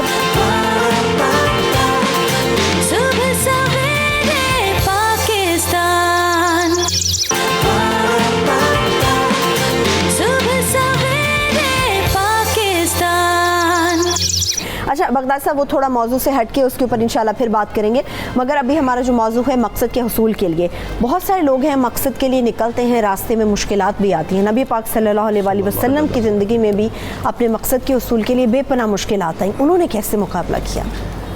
دیکھیں یہ بڑی آپ نے پیاری بات کی ہے کہ ہمارے لیے جو آئیڈیل لائف ہے وہ حضور علیہ الصلوۃ والسلام کی زندگی ہے, اور ہمیں تقریباً اپنے ہر مسئلے کا حل حضور علیہ الصلوۃ والسلام کی زندگی سے آپ کے نمونہ سے مل جاتا ہے. بے شک. اس لیے سیدہ عائشہ صدیقہ رضی اللہ تعالیٰ نے فرما دیا کہ آپ کی زندگی، جب ان سے پوچھا گیا کہ آپ کا اخلاق یا آپ کی زندگی کیا تھی، تو انہوں نے فرمایا کہ قرآن. تو گویا کہ آپ حضور علیہ الصلوۃ والسلام کی زندگی اور قرآن کو پڑھیں تو آپ کو اپنے ہدف کا پتہ چل جائے گا کہ وہ کیا ہے. تو اسلامی تعلیمات کا جو نچوڑ ہے وہ نچوڑ یہ ہے کہ آپ کی زندگی کا ٹوٹل مقصد رضائے الہی کا حصول ہونا چاہیے. کہ آپ جو بھی کام کریں، آپ ایجوکیشن کے لیے جا رہے ہیں، آپ کسی کو ٹیچ کرنے کے لیے جا رہے ہیں، آپ کچھ پڑھانے کے لیے جا رہے ہیں، آپ کہیں پہ جہاد کرنے کے لیے جا رہے ہیں، جو بھی کام کرنے نکلیں، اگر اس کام کے اندر رضائے الہی شامل ہے تو وہ کام آپ کا درست. اگر اس کے اندر رضائے الہی شامل نہیں ہے، قرآن عظیم میں اللہ رب العزت فرماتا ہے نا کہ ام حسبتم ان تدخلوا الجنۃ، یعنی یہ لمبی ایک آیت ہے کہ آپ کیا یہ توقع کرتے ہو کہ آپ جنت میں داخل ہو جاؤ گے، جب کہ آپ کو ویسے آزمایا ہی نہیں گیا جیسا کہ آپ سے پہلی امتوں کو آزمایا گیا تھا. اور ان کو اس طرح سے آزمایا گیا کہ ان کو مالی تنگ دستی دی گئی، پھر ان کو اس طرح آزمایا گیا کہ ان کو بیماریوں کی صورت میں، ایکسیڈنٹ کی صورت میں بدنی تکالیف دی گئیں، پھر وہ زلزلو کا لفظ آیا کہ پھر ان کو زلزلے کی صورت میں اکھاڑ بچھاڑ دیا گیا. صحیح. اور اس کے باوجود ان کی یہ حالت ہو گئی کہ خود ان کے نبی بھی جب پوچھنے لگے کہ اب اللہ اور اس کے ساتھ جو ایمان لانے والے تھے کہ اب اللہ کی مدد کب نازل ہوگی. اب جنگ بدر کا اگر واقعہ حضور کی لائف کے اندر دیکھ لیں تو وہ ایسا وقت تھا کہ جس میں تھوڑے سے مسلمان جا رہے ہیں، مقابلے میں کثرت سے کفار موجود ہیں، لیکن خود حضور علیہ الصلوۃ والسلام ہی فرما رہے ہیں کہ مجھے خواب میں جو تعداد دکھائی گئی وہ بہت تھوڑی تھی. عبداللہ ابن مسعود فرماتے ہیں کہ اللہ نے ہمیں یہ استطاعت دے دی کہ میں جب دیکھ رہا تھا تو میں اپنے ساتھ والے سے پوچھ رہا تھا کہ یہ کوئی 100 آدمی تو ہوگا، تو وہ کہہ رہے تھے نہیں یہ مجھے لگتا ہے کوئی 70 آدمی ہوگا. تو یہ وہ ایمان کی اور استقامت کی اعلیٰ علامت ہے کہ جب آپ رب کے راستے میں کسی کے مقابلے میں کھڑے ہو گئے ہیں تو اس وقت اگر آپ کو مشکلات آتی بھی ہیں تو آپ کو پریشانی نہیں ہے. وجہ یہ ہے کہ قرآن کی تعلیم ہی ہے وَلَنَبْلُوَنَّكُمْ بِشَيْءٍ مِّنَ الْخَوْفِ وَالْجُوعِ وَنَقْصٍ مِّنَ الْأَمْوَالِ وَالْأَنفُسِ وَالثَّمَرَاتِ وَبَشِّرِ الصَّابِرِينَ الَّذِينَ إِذَا أَصَابَتْهُمْ مُصِيبَةٌ قَالُوا إِنَّا لِلَّهِ وَإِنَّا إِلَيْهِ رَاجِعُونَ. اللہ رب العزت نے تخلیق کا مقصد فرما دیا کہ میں نے یہ زندگی اور موت پیدا ہی اس لیے کیے ہیں کہ میں آپ کو آزمانا چاہتا ہوں کہ آپ میں سے عمل درست کس کا ہے، اللہ کے اوپر یقین کس کا رہتا ہے. میں آپ کو جانوں کا تکلیف دے کر بھی آزماؤں گا، مال کا نقصان کر کے بھی آزماؤں گا، کھیتیاں اجاڑ کے بھی آزماؤں گا، لیکن شرط یہ ہے کہ اینڈ پہ جو کہتا ہے کہ یہ اللہ کی طرف سے تھا، اللہ کی طرف چلا گیا، وہ کامیاب ہے. الذین قالوا ربنا اللہ ثم استقاموا تتنزل علیہم الملائکہ، جس نے کہا اللہ ہمارا رب ہے، اب جو مرضی تکلیف آئے اس نے استقامت رکھی، یہ وہ شخص ہوگا جس کے اوپر فرشتے اتریں گے اور ان لوگوں کے لیے آسانیاں بالکل پیدا ہوں گی. میں ڈاکٹر صاحب کی طرف جاؤں گی مگر میرے ساتھ اس وقت کالرز بھی موجود ہیں، ساتھ ساتھ ان سے بات کرتے ہیں. سیالکوٹ سے ہمارے ساتھ فروا موجود ہے، ان سے بات کرتے ہیں. فروا کیا بات کرنا چاہیں گی آپ؟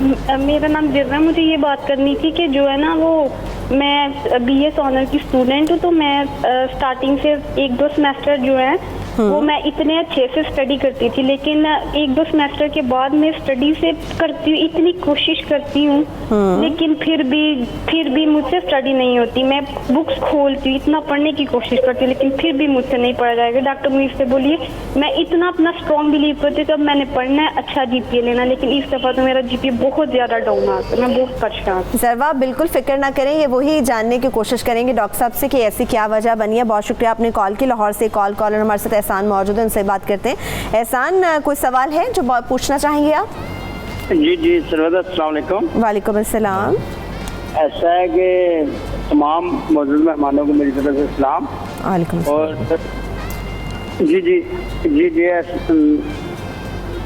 جی احسان بات کیجیے، ہم سن سکتے ہیں آپ کو. ایسا ہے کہ ہم لوگ اپنے مقاصد کے لیے نا، اپنے مقصد حاصل کرنے کے لیے، اپنی منزل پانے کے لیے ہم لوگ دوسروں کو کراس ابورڈ کر دیتے ہیں، کراس کر جاتے ہیں، ان کو اذیت پہنچاتے ہیں. کیا ایسا انسانیت کے لیے یہ ٹھیک ہے؟ ٹھیک ہے، بہت شکریہ احسان، آپ نے کال کی. تھینک یو سو مچ. آپ کا سوال ہم نے نوٹ کر لیا ہے. ڈاکٹر صاحب، जिस तरह से इससे पहले अली अब्बास साहब बात कर रहे थे, एक होता है मकसद होना, मगर मैं अगर बात करूं कि कुछ नौजवान अपने या कुछ लोग अपनी ज़िंदगियों में गलत मकसद का इंतखाब कर लेते हैं और समझते हैं कि ये सही मकसद है, उसके ऊपर डटे भी रहते हैं। फिर ऐसे में एक बच्ची का भी सवाल आपके लिए आया कि जी मैं पहले तो फर्स्ट सेकंड सेमेस्टर में बहुत अच्छा पढ़ रही थी, अच्छा जीपीए था, बहुत अच्छे से स्टडी हो रही थी, मगर अब दिल नहीं लगता, किताब खोलती हूँ तो दिल नहीं चाहता पढ़ने का और अभी ग्रेड्स भी उसके अच्छे नहीं आए। इसकी क्या वजह होती है? पढ़ना भी चाहती है मगर पढ़ भी नहीं पा रही वो। चंद चीज़ें समझना बहुत ज़रूरी है। कभी कभी हमारी लाइफ में, सबकी लाइफ में एक पीरियड आता है, उसे कहते हैं स्टेगनेशन का। कुछ देर के लिए बंदा जो है वो थोड़ा सा डिप्रेस्ड हो जाता है, बीमारी डिप्रेशन नहीं, डिप्रेस्ड हो जाता है, मायूस हो जाता है। घर के हालात बड़े इंपॉर्टेंट है, क्या आपके फैमिली ने आपको डिस्करेज किया है, क्या घर के अंदर कोई ऐसी बात हुई है, ऐसे हालात हैं जिसकी वजह से आप जो है वो उसको असर ले रहे हैं अपने ऊपर। तो अगर ऐसी चीज़ है तो डेफिनेटली फिर कुछ दिनों के लिए माहिर नफ्सियात के पास जाकर कुछ सेशन ले लें। एक तरीका और बताता हूँ तमाम स्टूडेंट्स के लिए और तमाम लोगों के लिए जो बीमार हैं, जो अपने मकसद के उसूल के लिए काम कर रहे हैं मगर कहीं ना कहीं रुक जाते हैं, मायूस हो जाते हैं, मुश्किलात ज़्यादा होती हैं, गिव अप कर लेते हैं, उम्मीद ख़त्म हो जाती है। तो एक काम ये करें कि रोज़ आप एक कागज़ पे अपनी एज के मुताबिक, अगर आपकी एज 25 साल है तो 25 मरतबा रोज़ एक जुमला लिखें। वो जुमला पॉजिटिव होना चाहिए और उस जुमले के अंदर जो चीज़ है वो ये होनी चाहिए कि वो प्रेजेंट टेंस में। मिसाल के तौर पे ये बच्ची लिखे कि एवरी डे, हर रोज़ हर लिहाज से मैं पढ़ाई करती हूँ और मुझे पढ़ाई में इंटरेस्ट है। उसकी उम्र अगर 25 साल है तो 25 मरतबा जुमले लिखे। चंद दिनों में उसका इंटरेस्ट खुद ब खुद चला जाएगा पढ़ाई की तरफ, और अगर उसको कोई नफ्सियाती प्रॉब्लम नहीं था वो पढ़ने लगेगी। दूसरी बात जो बड़ी इंपॉर्टेंट आपने की कि लोग गलत मकसद की तरफ जा रहे हैं। देखें, हम इस वक्त बात ये कर रहे हैं मकसद की, हमने गलत और सही मकसद की बात नहीं की, मगर हमारे दोस्त ने बड़ी अच्छी बात की कि जब आप किसी मंजिल की तरफ, किसी मकसद की तरफ जाते हैं तो आप तहकीक ज़रूर कर लें कि सही है कि नहीं। फॉर एग्ज़ाम्पल, हर बच्चा जो चाहता है वो बड़ा होकर कोई डॉक्टर बने, कोई इंजीनियर बने, कोई चार्टर्ड अकाउंटेंट बने। अगर ज़ाती मकसद है, इसको हम कहते हैं ना इंडिविजुअल गोल होता है, तो उसके लिए तहकीक बड़ी ज़रूरी है। बिल्कुल ठीक है। बाज़ दफ़ा आपके माँ बाप आपको गाइड करते हैं, आपके उलमाए कराम गाइड करते हैं, आपके घर वाले बड़े बूढ़े गाइड करते हैं कि आप जिस मंजिल की तरफ जाना चाहते हैं वो मंजिल सही है कि नहीं है। व्हाट इज़ इम्पॉर्टेंट जो मैं बताना चाह रहा हूँ वो ये बताना चाह रहा हूँ, फॉर एग्ज़ाम्पल, अगर ओलिवर राइट और उसके भाई ने अगर हवाई जहाज़ बनाया तो उस दौर में सब समझते थे ये बेवकूफ़ी है। देखिए, इंसान जब किसी चीज़ को लेता है अपने जहन में, वो ड्रीम करता है, डे ड्रीम करता है ना, एक जागती आँख ख्वाब देखता है। वो देखता है परिंदों को और वो सोचता है कि मैं भी उड़ सकता हूँ। सब ने कहा तुम पागल हो, दीवाने हो, मगर उन्होंने आखिर एक मशीन बनाई। तो वो जो मकसद था उनका वो बेहतर था, वो उनकी ज़ात से भी अलग था। जब कभी मकसद आपका ऐसा हो जो आपकी ज़ात के अलावा दूसरों को फ़ायदा दे सके, वो मकसद बहुत आला होता है। यही आई एम श्योर हमारे स्कॉलर हैं वही इस बात पे कंफर्म करेंगे कि जो अपनी ज़ात से बढ़कर कोई मकसद हो जिसमें इंसानियत का फ़ायदा हो, वो हमेशा बहुत आला मकसद होता है। तो मेरे ख्याल में अगर मैं डॉक्टर बनना चाहता हूँ तो मैं डॉक्टर बनते हुए ये सोचूं कि मैं डॉक्टर बन के मेरी ज़िंदगी तो अच्छी होगी, मगर ना जाने मैं कितने मरीजों के दुख दर्द को कम करूंगा। बिल्कुल। तो वो आम सा मकसद मेरा आला मकसद बन जाता है। लेकिन डॉक्टर साहब, ये जो बातें आपने की हैं, क्या हम कह सकते हैं कि अगर आप अपनी ज़िंदगी में किसी मकसद की तरफ बढ़ रहे हैं, कोई काम करना चाहते हैं या किसी मिशन की तरफ है, तो ये जिन चीज़ों की या जिन बातों की तरफ आपने इशारा किया, यही वो चीज़ें हैं जो आपको कामयाबी की तरफ लेकर जाती हैं? बहुत सारी चीज़ें। पहली चीज़ एक ये होती है कि देखें, नाकामी एक बड़ी खूबसूरत बात है। हर नाकामी कामयाबी की तरफ एक कदम होती है। लोग जब नाकाम होते हैं तो वो हिम्मत हार कर छोड़ देते हैं, उस मकसद को छोड़ देते हैं। अगर मैं नाकाम हुआ तो इसका मतलब मुझे अपनी नाकामी से सीखना होगा। थॉमस एडिसन जब बहुत दफ़ा फेल हुआ और वो बल्ब को रोशन नहीं कर सका, उसका एक दोस्त उसके पास आया, कहा तू पागल है, दीवाना है, छोड़, तू बल्ब को रोशन नहीं कर सकता, यू हैव फेल्ड, तू नाकाम हुआ है 9,999 मरतबा। उसने कहा मैं नाकाम नहीं हुआ, मैंने सीखा है कि 9,999 ऐसे तरीके जिससे बल्ब रोशन नहीं होता। उसने सीखने का अमल को समझ लिया। اس کو کہ فیلئر نہیں ہے, every failure is actually a feedback. بالکل صحیح. آپ سیکھتے ہیں کہ یار یہ چیز ایسی نہیں ہوتی, دوسرے طریقے سے کرو. صحیح ہے. بالکل لاسٹلی آپ سے میرے پاس 30 سیکنڈ ہے. نا امید اگر کوئی شخص اپنے مقصد کے اصول میں, اس کا مقابلہ کیسے کرے؟ بڑی آسان طریقہ ہے اس کا طریقہ یہ ہے کہ جتنی دنیا میں امید والے لوگ ہیں ان کے ساتھ اپنا تعلق جوڑیں اور ان کی صحبت اختیار کریں اور پازیٹیو لوگوں میں اٹھنا بیٹھنا شروع کریں. الٹیمیٹلی آپ ایسے ہی ہو جائیں گے. بہترین کتابیں پڑھیں اور جو بہترین مقامات ہیں دنیا کے اور پاکستان کے یا ایون جس سٹی میں آپ رہ رہے ہیں, لوگ اپنی سٹی کو بھی ایکسپلور نہیں کرتے. یعنی یہ سب کیجئے آپ. لاہور میں 6 میوزیمز ہیں اور بہت کم لوگ ایسے ہیں جنہوں نے 6 میوزیم دیکھے ہوں گے. مثبت لوگوں کے بیچ رہنا ہوگا, پازیٹیو لوگوں کے بیچ رہنا ہوگا. وقت کی کمی کا سامنا ہوتا ہے تو اس لیے بہت ساری چیزیں جو ہم پوچھنا چاہتے ہیں وہ باقی رہ جاتے ہیں. انشاءاللہ تعالیٰ وہ پھر کبھی ان کے اوپر بات کریں گے. ڈاکٹر معید صاحب موجود تھے, بہت شکریہ آپ کا ڈاکٹر صاحب. علی عباس صاحب تھینک یو سو مچ, آپ تشریف لے کر آئے. اینونک بغدادی صاحب آپ کے بھی وقت کا بے حد شکریہ. مجھے ایک بار مرنا ہوگا. صبح سویرے پاکستان میں جب بریک سے واپس آئیں گے تو کچھ بات ہوگی کہ ہم نے عید تو کر لی, خیریت سے گزر بھی گئی, مگر عید کے بعد جو چیزیں ہیں, جو ماحول ہے, جو میدان ہے, جو آس پاس کے صاف ستھرائی کی چیزیں ہوتی ہیں, ان کے اوپر اپنے کتنا کانسنٹریٹ کیا ہے اور اس کو کیا کنسٹیٹیوشن ہے, کیا کیا بیماریاں جو ہمارے ارد گرد منڈلا رہی ہیں. اس وقت چھوٹی سی بریک سے واپس آ کے اس پہ بات کریں گے. ہمارے ساتھ رہیے.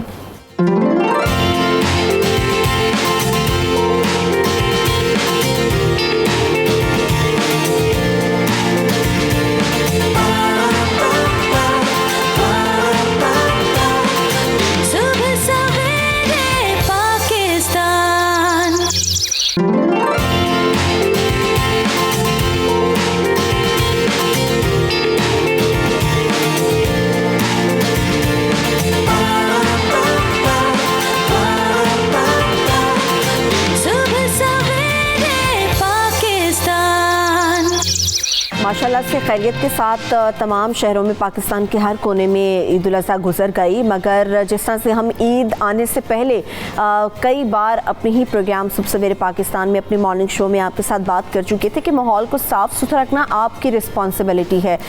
جن شہروں میں تو ویسے کچرا کنڈیاں بہت بڑی بڑی ہیں, وہاں پر اگر علائشیں پھینک دی جائیں تو سوچیں وہاں پر کیا صورتحال ہوگی. مختلف شہروں میں چونکہ ویسے بھی مونسون کی جھڑی لگی ہوئی تھی, ہر شہر میں بارش ہو رہی تھی, اس کے باوجود وہاں پر کیا انتظامات کیے گئے علائشوں کو ٹھکانے لگانے کے لیے. اور ہمارے جو سب سے بڑا مسئلہ ہے, ہمارا پانی, سیوریج کا پانی کھڑا ہو جاتا ہے یا نکاسیاب ٹھیک نہیں ہو پاتا, اس کی سب سے بڑی وجہ ہوتی ہے کہ پولیتھین بیگز جن کا ہم استعمال چھوڑتے ہی نہیں. ہمیں پتہ ہے کہ ہمارے ماحول کے لیے کتنے خطرناک ہے کہ پولیتھین بیگز ہمارے ماحول کو خراب کر رہے ہیں. عید کے بعد جگہ جگہ ہر کونے, ہر نکڑ پہ پڑی ہوئی علائشیں ہمارے ماحول کو ڈسٹرب کر رہی ہیں.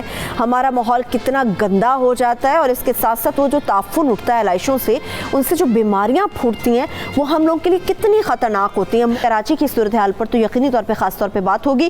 ہمارے ساتھ اسلام آباد سے ماہر ماحولیات مریم شبیر ہمیں جوائن کریں گے. تھینک یو مریم آپ کے جوائن کرنے کا.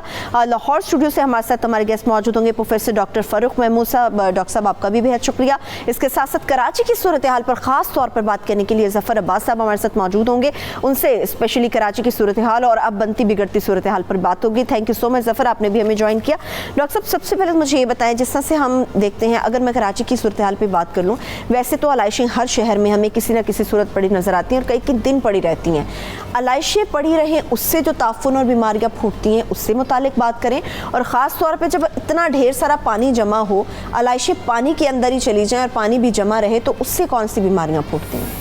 بسم اللہ الرحمن الرحیم.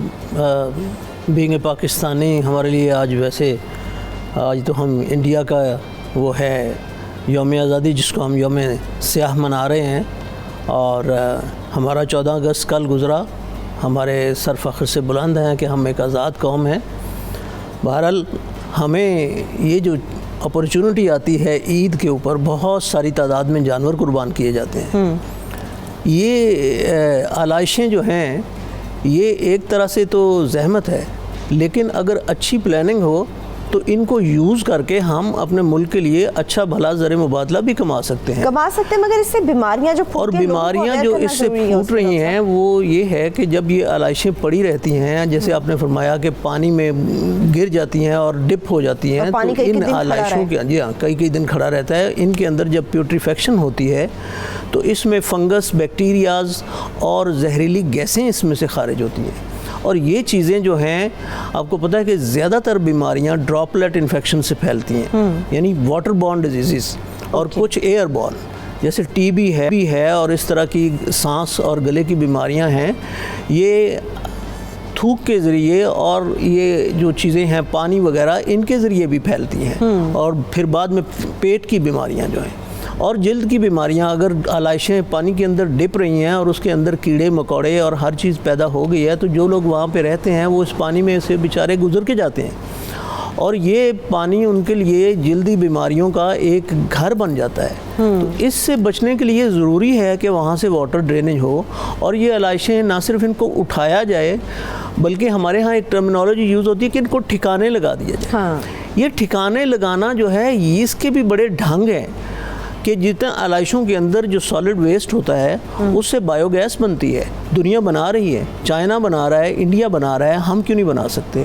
اور اس سے بلینز آف ڈالرز کا زر مبادلہ ہم بچا سکتے ہیں۔ نہ صرف بیماریوں سے بچیں گے بلکہ ہم اپنے ملک کے لیے، ہمیں تو پیسے کی ضرورت ہے، ہمیں اپنے فارن ایکسچینج ضائع نہیں کرنا ہے، اس کو ہم نے بچانا ہے۔ بہت ساری چیزیں ہیں جس کے اوپر کام ہو سکتا ہے۔ اس وقت ظفر عباس کی طرف چلتے ہیں۔ اچھا ظفر، ہمارے شو میں حلیم عادل شیخ صاحب بھی تشریف لے کر آئے تھے، آپ سے بھی بات ہوئی تھی، انہوں نے کہا بھی تھا کہ کچھ کام کیا جائے گا۔ بڑی خطرناک صورتحال تھی، عید سے پہلے ہم نے دیکھا کہ کئی بچوں کی جانیں چلی گئیں، لوگ اپنی جانوں سے ہاتھ دھو بیٹھے، عید کے قریب جانور بھی اپنی جانوں سے ہاتھ دھو بیٹھے، لوگوں نے لاکھوں کی مالیت کا قیمتی جانور لیا، کرنٹ لگنے سے سارے کئی جانور تھے، اتنے مہنگے جانور، خوبصورت جانور جو مر گئے۔ ابھی کراچی کے اندر پانی کی کیا صورتحال ہے؟ لوگوں کا گزر بسر کیسے اس وقت ہو رہا ہے؟ آنا جانا کیسے ہو رہا ہے؟ اور ایسے میں آلائشوں کا ڈھیر وہاں پر پڑا ہوا ہے، تو اس سے متعلق مختلف پارٹیوں نے کیا کام کیا ہے وہاں پہ؟ دیکھیں، جب بھی کبھی صفائی ستھرائی کی بات ہو، کبھی صاف پانی کی بات ہو، کبھی بجلی کی بات ہو، تو کراچی کو پاکستان کے ساتھ نہ کاؤنٹ کیا جائے۔ پورے پاکستان میں کیا صفائی کے نام پہ خیرات جمع کی جاتی ہے؟ شہریوں کو ان کے حقوق دینے کے لیے بھیک مانگی جاتی ہے۔ کراچی میں تو ہم تو عادی ہو گئے ہیں پچھلے 10 سالوں سے، ہم نے تو یہی دیکھا، کبھی سندھ گورنمنٹ کچرے کے نام پہ پولیٹکس کر رہی ہے، 100 روزہ مہم، کبھی کوئی کر رہا ہے 25 روزہ مہم، کبھی کوئی 15 روزہ مہم، کبھی کوئی 2 ہفتے میں کراچی چمکا دے گا اگر عوام چندہ دے دے، خیرات دے دے۔ وہ شہر جو پاکستان کا 70% ریونیو جنریٹ کر رہا ہے، وہاں کے شہریوں کو صاف پانی نہیں مل رہا۔ پچھلے 15 دن سے لوگوں کے گھروں میں مٹی والا پانی آ رہا ہے۔ اس کے علاوہ اب شہر کی اگر آپ صفائی کی بات کرتے ہیں تو ہماری تو وہ ساری چیزیں ہیں ہی نہیں، ذہن میں کوئی ایسی بات ہی نہیں، ہمیں یاد ہی نہیں کہ ہم نے آخری بار کب صاف ستھری سڑکیں دیکھی تھیں۔ ہم تو یہ دیکھ رہے ہیں کہ لوگ آتے ہیں، وہ کہتے ہیں جی ہم کراچی کو صاف کریں گے، ایک اکاؤنٹ بنا رہے ہیں، لائیں خیرات دیجئے، چندہ دیں، صدقہ دیں، بھیک دیں، مطلب اس سے شہر چلے گا۔ تو میں اس لیے آپ سے پہلے تو یہ گزارش کروں گا کہ کراچی کو پاکستان کے ساتھ نہ ملائیں۔ آپ نے کسی بھی اپنے نمائندے سے یہ نہیں پوچھا کہ آپ نے لاہور صاف کرنے کے لیے بھیک مانگی، آپ لوگ کشکول لے کے لوگوں کے گھروں پہ گئے، بھائی ٹیکس کس چیز کا لے رہے ہو؟ تو کراچی کے ساتھ جو درندگی ہو رہی ہے اس کو پاکستان کے ساتھ تو بالکل نہ ملائیں۔ کراچی والوں کے ساتھ جو رسوا کیا جا رہا ہے کراچی والوں کو، کراچی والوں کو میں آپ کو ایک بات بتاؤں، میں پرسنلی اس چیز سے اتفاق کرتی ہوں کہ کراچی کو ہم پاکستان کے ساتھ ہی لیتے ہیں، لیکن افسوس کی بات ہے کہ کراچی کے اندر جو اقتدار میں بیٹھے ہوئے لوگ ہیں وہ ہمیشہ کراچی کو پورے پاکستان سے الگ کر دیتے ہیں اپنی کمیوں کی وجہ سے، اپنی کوتاہیوں کی وجہ سے، مگر کراچی بھی اسی طرح سے ہے جیسے ملک کے دیگر شہر، ملک کے دیگر علاقے ہمارے لیے قابل ایسا نہیں ہے۔ اگر ایسا ہوتا تو کراچی شہر کے لوگ، جس آپ کو میں کل رات میں عید کے تیسرے دن بھی تھانے میں بیٹھا ہوا تھا کہ الیکٹرک نے جس طرح کراچی میں 55 لوگ مارے ہیں اور 800 سے زائد قربانی کے جانور مار دیے، مطلب کوئی پوچھنے والا ہی نہیں ہے۔ میرا 1.5 لاکھ 2 لاکھ 3 لاکھ کا جانور مر گیا، میرے پورے خاندان میں مذاق اڑا، میرے بچے پریشان ہو گئے ذہنی طور پر، لوگ مذاق اڑا رہے ہیں، کچھ بھی میں کہتا ہوں اس پوری صورتحال میں کوئی سننے والا تھا؟ کوئی ایک شخص جس کو میں بتاؤں کہ میری 3 لاکھ یا 2 لاکھ کی جمع پونجی میں اپنا دینی فریضہ ہی انجام نہیں دے سکا؟ کوئی سننے والا نہیں ہے۔ اس وقت یہ پوزیشن ہے کہ مجھے ابھی فون آیا ہے، لٹ گوٹ ہے بالکل سمندر کے کنارے، وہاں پر شہباز نامی لڑکا جو 3 بہنوں کا اکلوتا بھائی تھا، وہ 11 اور 12 اگست کی درمیانی شب کرنٹ لگنے سے مرا۔ جب اس کی فیملی FIR کٹوانے گئی تو کے الیکٹرک نے بولا کہ اگر اس کی FIR کٹی پورے گاؤں کی بجلی بند کر دیں گے، پورے گوٹ کی۔ یہ کراچی شہر کی بات کر رہا ہوں میں۔ عید الفطر پر جو رکشہ ڈرائیور کے الیکٹرک نے مارا تھا منیر کا، اس سے لے کر آج تک مجھے یقینی طور پہ اس کے بارے میں علم ہے کہ کس طرح سے وہاں پر یہ صفقانہ رویہ اختیار کیا گیا کہ الیکٹرک کی جانب سے۔ اور ابھی کچھ دن پہلے وزیر بلدیات کو بھی میں سن رہی تھی، بلکہ کچھ دن ہی شاید ہی کل ہی میں سن رہی تھی کہ کس طرح سے وہ تمام پارٹیوں کو اپریشیٹ بھی کر رہے تھے اور بتا رہے تھے کہ جی مل جل کے کام ہو رہا ہے، مگر کام کیا ہو رہا ہے وہ ہم سب جانتے ہیں۔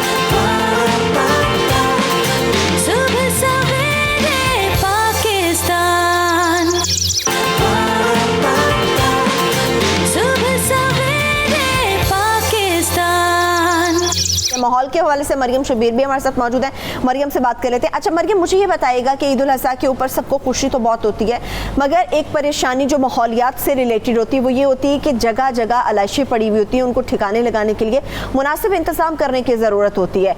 अगर इन आलाइशों को हम मुनासिब तरीके से ठिकाने नहीं लगाते, एक तो होता है कि उठाना और ठिकाने लगाना, एक होता है मुनासिब तरीके से ठिकाने लगाना, अगर ये ऐसा नहीं हो पाता तो माहौल पर क्या असरात होते हैं इसके? जी बहुत शुक्रिया। जैसा कि इससे पहले भी डॉक्टर साहब जो आपके साथ हैं उन्होंने भी एक्सप्लेन किया कि हेल्थ पर तो ऑफ कोर्स उसके इम्पैक्ट होते ही हैं, लेकिन पर्टिकुलरली अगर हम कराची की सिचुएशन देखें तो जो वहाँ पे अर्बन फ्लडिंग हो रही है, तो उस सूरत हाल में जो वहाँ पे काफ़ी सारे तो जानवर लोगों के अनफॉर्चुनेटली मर गए, इंसानी जानों का भी ज़ियाँ हुआ, लेकिन जो कुर्बानी के जानवर भी ज़बह किए और उनसे भी जो वेस्ट था उसको भी ठिकाने लगाने के लिए जो प्रॉपर तरीका ये होता है, जो कि बाकी शहरों में तो इस्लामाबाद के होता है, अगर कराची की इंतज़ामिया भी करे तो बड़ा अच्छा हो जाएगा कि लैंडफिल्स प्रॉपर जो है वो डीप खोदे जाते हैं और उसके बाद उनमें जो है वो उनको दफन कर दिया जाता है एक तरह से, और ऊपर मट्टी की लेयर बना दी जाती है। यही तरीका है।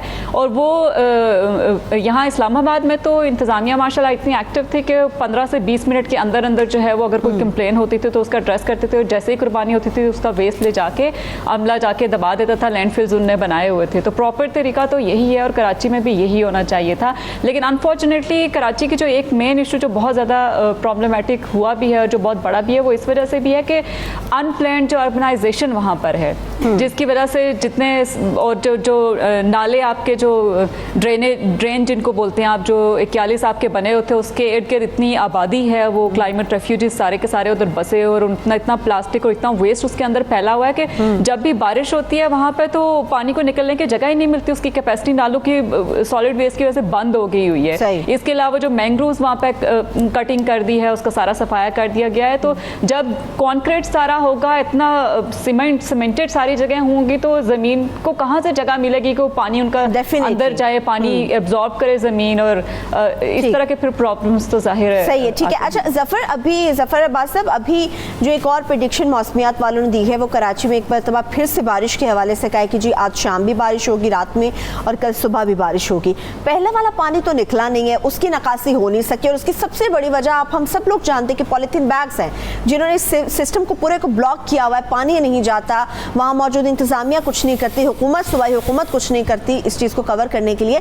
अब मज़ीद बारिश आ जाएगी तो लोग क्या करेंगे, कहाँ जाएंगे? और ऐसी सूरत हाल जब पहली ज़हमत आपकी ख़त्म नहीं हुई, मज़ीद ज़हमत का एक और अंबार आपके सर पे आ रहा है। ज़हमत सिर्फ ये नहीं है कि बारिश होने जा रही है, ये तो रहमत थी, लेकिन हमारे लिए ज़हमत इस तरह बन गई, प्लास्टिक बैग्स, पानी का ना निकलना। मैं फिर बताऊं, इसके आदी हो चुके हैं कराची वाले। उससे बड़ी मुसीबत सुनिए, यहाँ बारिश का पहला कतरा गिरेगा, कराची 70% स्लम एरियाज पे मुहित है, कराची के लोगों के लिए 72 घंटे बिजली बंद कर दी जाएगी, और कोई हुक्मरान इसके ऊपर आवाज़ इसलिए नहीं उठाएगा कि वो जो माफिया है के इलेक्ट्रिक वो इतना ज़्यादा पैसा दे रही है हुक्मरानों को कि इनके मुंह 72 घंटे आप किसी की लाइट बंद करें, बिजली आ नहीं रही हो, बारिश हो रही है, किस तरह बीमार लोग घरों में ज़िंदगी गुजार रहे हैं, किस तरह बच्चे ज़िंदगी गुजार रहे हैं, आपको अंदाज़ा नहीं है। मैं ये 70% कराची की बात कर रहा हूँ, 72 घंटे बिजली बंद रही है, कोई पूछने वाला नहीं है। अगर ये 72 घंटे बिजली खोल देते तो अभी दूसरी बारिश में 18 लोग मरे ना, ये कम से कम 1800 लोग होते, कोई पूछने वाला ही नहीं है कराची का। ठीक है। लास्टली डॉक्टर साहब, आपको ये मैसेज देना चाहिए शहरियों को, ख़ास तौर पे अभी जो ताफुन फैलेगा और फैल भी रहा होगा, जिन इलाकों से आलाइशों को नहीं ठिकाने लगाया गया या उठाया नहीं गया, उनको कौन सी प्रिकॉशनरी मेजर्स जो हैं उनको सामने रखना पड़ेगा? शहरियों के लिए एक जनरलाइज्ड इंस्ट्रक्शन ये है कि अगर आपके वहाँ पे हुकूमती नुमाइंदे नहीं पहुँचते, सुएज वेस्ट मैनेजमेंट वाले नहीं पहुँचते, तो अगर आलाइशें वहाँ पड़ी हैं तो अपनी मदद आपके तहत उनको डंप कर दिया जाए। कि घर के करीब कच्ची जगह है, वहाँ एक कुआं सा खोद के 3-4 फुट गहरा एक खड्डा सा खोद के उसके अंदर आलाइशें डाल के ऊपर मिट्टी डाल दी जाए, तो ये दफन हो जाएंगी, फिर उनका ताफुन नहीं फैलेगा और फर्दर बीमारियाँ जो हैं उनसे जो फैल जानी हैं वो नहीं आएंगी, और आपके डायरेक्ट आपको बेनिफिट पहुँचेगा कि उसकी फाउल स्मेल एटलीस्ट आपके घर तक और इर्द गिर्द में नहीं जाएगी। सही, ठीक तो है। इस तरह ये एक easiest way to manage the thing है कि इसको आप इस तरह कर सकते हैं कि उनको खुद डंप कर दें। کیونکہ آخر کار افیکٹیز تو ایٹ دا اینڈ آپ ہی ہیں, آپ لوگ ہی ہوں. آپ نے خود اپنی مدد آپ کے تحت ان کو ٹھکانے لگانا ہے, مناسب طریقے سے ٹھکانے لگانا ہوگا. ٹھیک ہے. اچھا مریم, لاسٹلی آپ کوئی میسیج دینا چاہیں ماحول سے ریلیٹڈ لوگوں کو؟ جی بالکل, ایک تو میرا خیال ہے کہ حکومت سندھ کو جو متعلقہ وہاں پہ سول سوسائٹی ہے ان کو بہت زیادہ بیہیویئر چینج پہ تھوڑا سا کام کرنے کی ضرورت ہے, کیونکہ لوگوں کو جب تک ایجوکیٹ نہیں کریں گے وہ ایسے ہی گند پھیلاتے رہیں گے. آپ سی وی یو کی ایگزامپل دے دیں, وہاں پہ ویسٹ بن پڑی ہوئی ہے, لوگ اس کے اندر گھس کے تصویریں بنا رہے ہیں بجائے اس کے اس کے اندر کچرا ڈالیں. تو بیہیویئر چینج پہ لوگوں کو ذرا خود سے بھی احساس ذمہ داری پیدا کرنا پڑے گا کہ وہ ماحول کو صاف رکھیں. چلیں ٹھیک ہے, خود سے بھی اپنی مدد آپ کے تحت آپ کو ماحول کو صاف ستھرا رکھنا ہوگا. تھینک یو سو مچ مریم شبیر آپ کے وقت کا. پروفیسر ڈاکٹر فاروق محمود صاحب آپ کا شکریہ. تھینک یو سو مچ. ظفر عباس آپ کا بہت شکریہ. امید کرتے ہیں کہ کراچی شہر اب آنے والی بارش زحمت نہیں بلکہ رحمت ہی ثابت ہوگی اور انتظامیہ وہاں پر پڑی ہوئی علائشوں کو مناسب طریقے سے ٹھکانے لگائے گی. پانی کی نکاسی کا بے حد اچھا انتظام کرنے کی کوشش کی جائے گی, یا کہیں کہیں ہمیں جو دعوے کیے جاتے ہیں وہ نظر بھی آئیں گے. اس کے ساتھ ہی صبح سویر پاکستان سے مجھے اجازت دیجیے. اپنا بہت سا خیال رکھیے اور آج کے شو کا فیڈ بیک ہمیں ٹویٹر اور فیس بک پیج پہ ضرور دیجیے گا. انشاءاللہ پھر آپ سے ملاقات ہوگی, تب تک کے لیے خدا حافظ.